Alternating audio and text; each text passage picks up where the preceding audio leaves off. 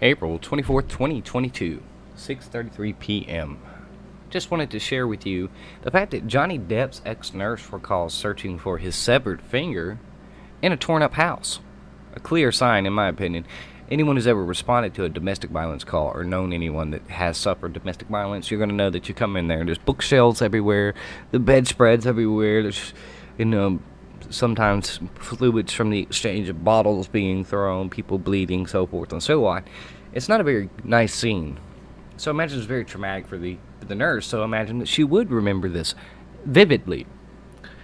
Now, Johnny Depp's nurse recalled having to score a turned upside down house in Australia for the tip of the actor's severed finger, which he injured during a fight with his now ex-wife, Amber Heard, who Miss Heard also defecated his side of the bed with her own feces. To tell you the character of the individual involved here.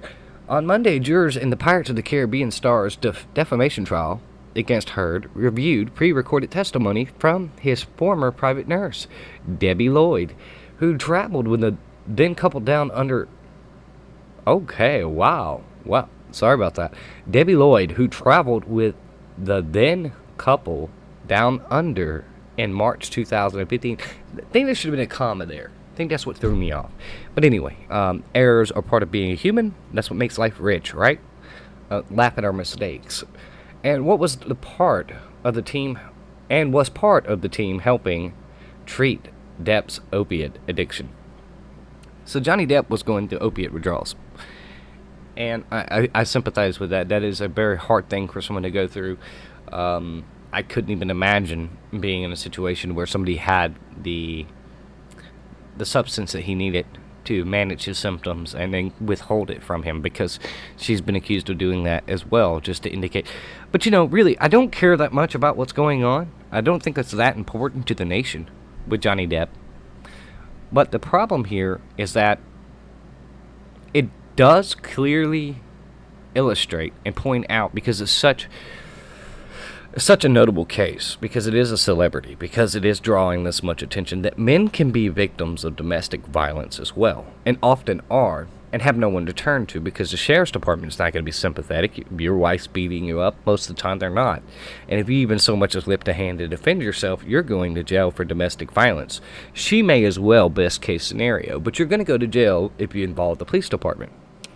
And the courts are very biased in all divorce hearings, all divorce settlements. The man is usually at a disadvantage, especially in custody and family court. At a huge disadvantage.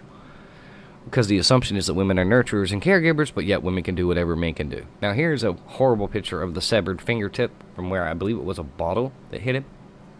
That she threw at him, or swung at him. She threw a bottle of vodka at him. But I did want to point out that what Johnny Depp is going through, a lot of men go through. And I don't particularly care for Johnny Depp. I don't dislike him. I don't particularly care for him. I don't really know him personally. So, but I really do think that this case right here could show and could prove that men are often victims of domestic violence and that no one cares. And that we have a judicial system that's biased towards women and allows them to be perverse, abusive, browbeating, physically abusive, verbally abusive, so forth and so on. And Johnny Depp doesn't deserve that. Nobody deserves that. I mean, honestly, you'd have to be a horrible human being to deserve what she's done to him.